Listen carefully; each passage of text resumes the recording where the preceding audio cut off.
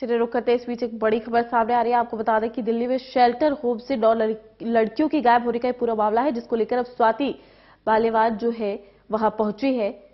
संस्कार आश्रम से 9 लड़कियां गायब हुई थी, जिसको लेकर स्वाति बालीवाल संस्कार आश्रम पहुंची। सुबह 7 बजे संस्कार आश्रम पहुंची है स्वाति।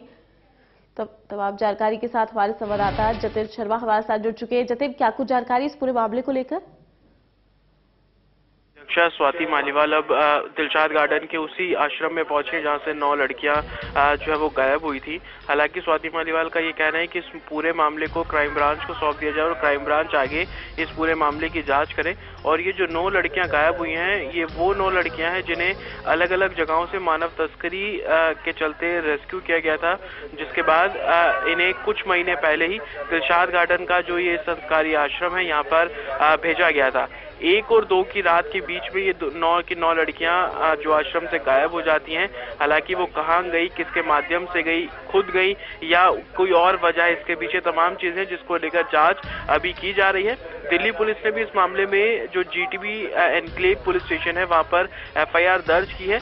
लेकिन जिस तरीके से एक सरकारी आश्रम से लड़कियां गायब हो गई हैं, कहीं ना कहीं आश्रम की सिक्योरिटी पर भी एक बड़ा सवाल है, क्योंकि जिस रात लड़कियां गायब हुई आश्रम को भी इस बारे में जानकारी नहीं थी। 2 तारीख को इस मामले में जानकारी जो है वो उनको लगी, जिसके बाद दिल्ली महिला आयोग ने जो उप मुख्यमंत्री मनीष सिसोदिया है उसको इसकी जानकारी दी। हालांकि इस पूरी गड़बड़ी को देखते हुए 2 लोगों को बिल्कुल सस्पेंड किया गया। महिला बाल विकास का जो नॉर्थ ईस्ट का दफ्तर है वहां पर सस्पेंशन एक शख्स का किया गया, तो वही जो सुपरिटेंडेंट है इस आश्रम के उनको भी सस्पेंड सरकार द्वारा किया गया है।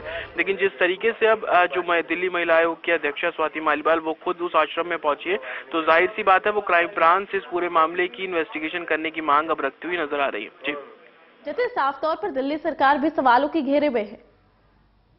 सवालों के घेरे में इसलिए भी है क्योंकि महिलाओं का वो आश्रम है और वहां पर सिक्योरिटी होनी चाहिए। सिक्योरिटी अगर थी भी तो किस तरीके से रात के अंधेरे में लड़कियां जो है वो आश्रम से गायब हो गई।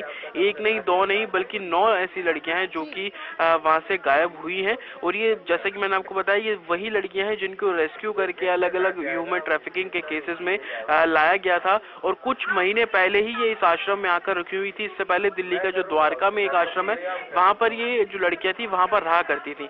लेकिन बड़ा सवाल यही है कि किस तरीके से गायब हुई, गायब होने का पर्पस क्या है, लड़कियां खुद गई या कुछ और वजह इन तमाम चीजों के पीछे। तो इसी को लेकर दिल्ली पुलिस ने एफआईआर दर्ज की है। अब दिल्ली महिला आयोग का कहना है कि क्राइम ब्रांच इसको इन्वेस्टिगेट करे। अब देखना होगा कि आगे इस केस में क्या कुछ निकलकर सामने आएगा। जी जतिन, तमाम जानकारी देने के लिए आपका शुक्रिया।